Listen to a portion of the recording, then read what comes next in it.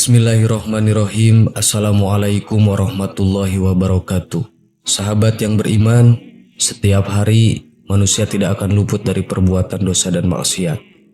Dosa manusia bagaikan minyak yang menempel. Semakin banyak dan terus ditumpuk, tentu akan sulit dibersihkan. Begitupun dengan dosa. Semakin ditumpuk, jiwa kita akan semakin rusak. Semakin rusak, jiwa kita akan jauh dari Allah Sang Pencipta. Namun Allah Subhanahu wa Ta'ala Maha Pengasih dan Maha Penyayang. Meskipun setiap manusia melakukan dosa, akan tetapi Allah memberikan jalan bagi umatnya untuk memperbaiki diri dan menghapus dosa-dosanya sehingga derajat kita akan terangkat di hadapannya. Rasulullah Shallallahu Alaihi Wasallam telah memberitahukan jalan bagi umat Islam untuk memperbaiki diri. Di antaranya ada 3 amalan dalam sabdanya. Maukah kalian aku beritahukan amalan yang dengannya akan menghapus dosa-dosa dan mengangkat derajat? Para sahabat menjawab, mau wahai Rasulullah.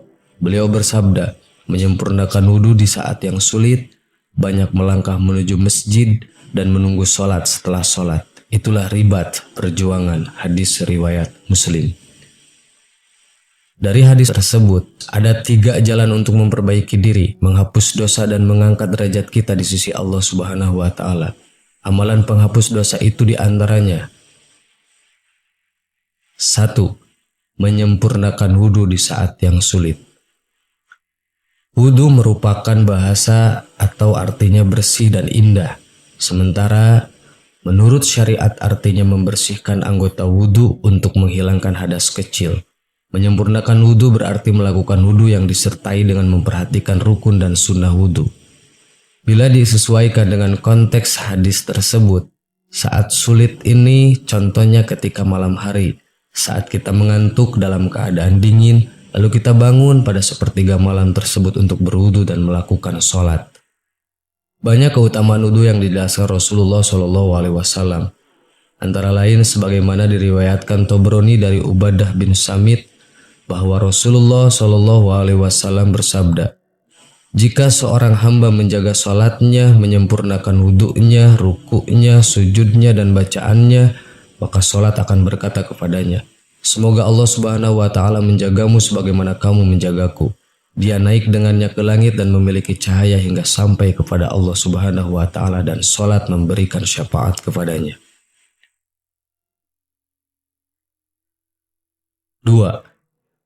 Perbanyak melangkah menuju masjid.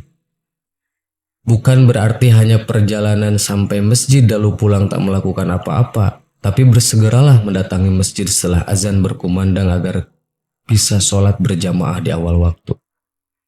Setiap ayunan langkah kita menuju sholat berjamaah di masjid terdapat ampunan atas dosa dan peninggian derajat kita di hadapan Allah Subhanahu wa Ta'ala. Berjalan menuju rumah Allah dan memakmurkannya adalah amalan yang mulia.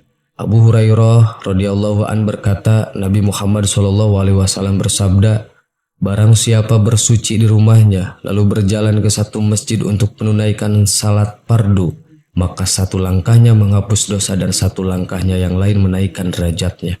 Hadis riwayat Muslim.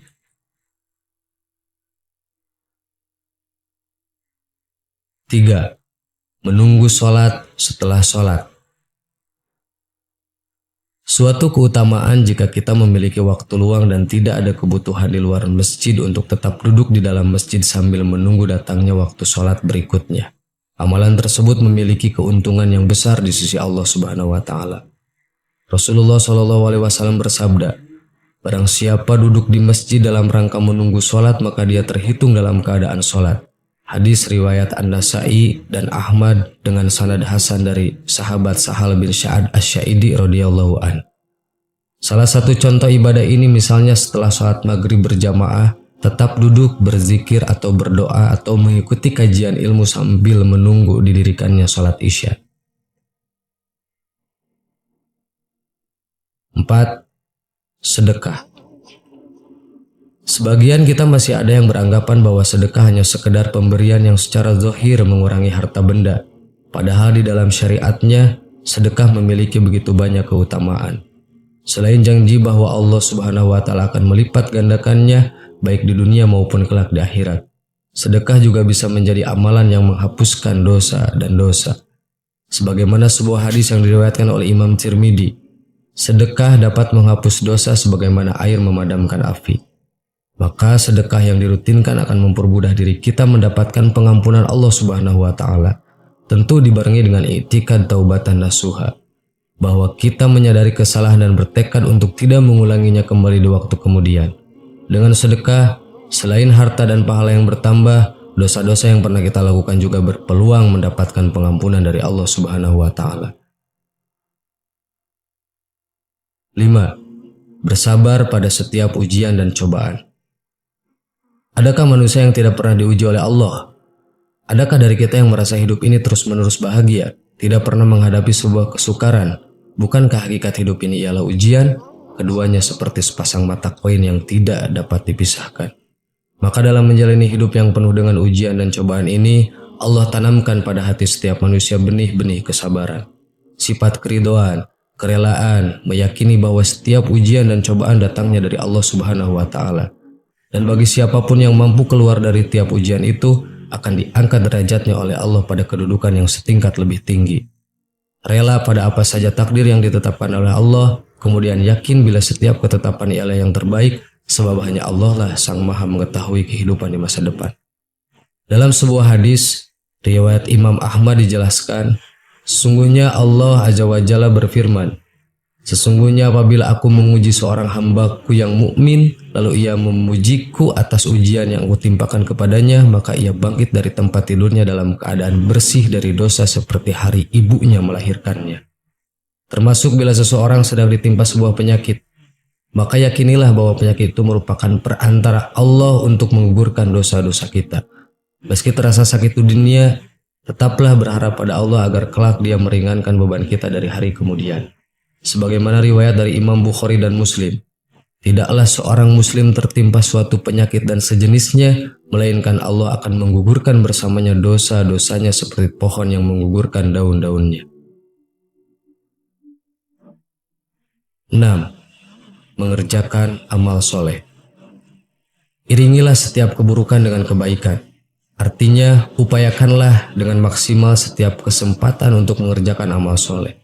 Sebab dosa dan keburukan yang kita lakukan akan tertutupi oleh banyaknya amalan soleh dan kebaikan yang dikerjakan. Bukankah setiap kita kelak akan ditimbang oleh Allah amal dan dosanya? Maka selain berusaha untuk memohon ampun kepada Allah, kunci dari berhasilnya taubat ialah memaksimalkan sisa kesempatan untuk mengerjakan amalan-amalan kebaikan.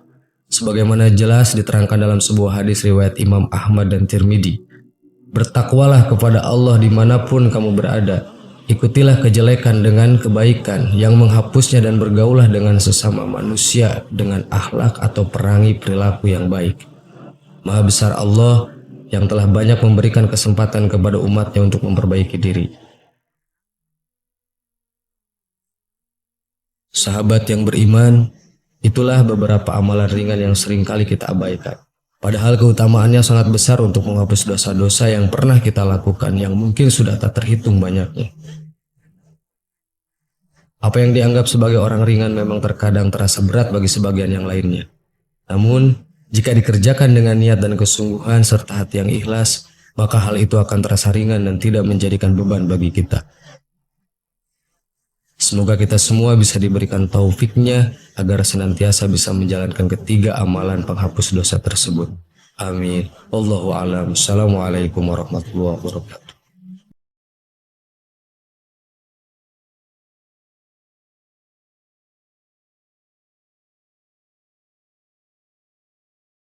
Subhanallah walhamdulillah wa la ilaha illallah wallahu akbar. Subhanallah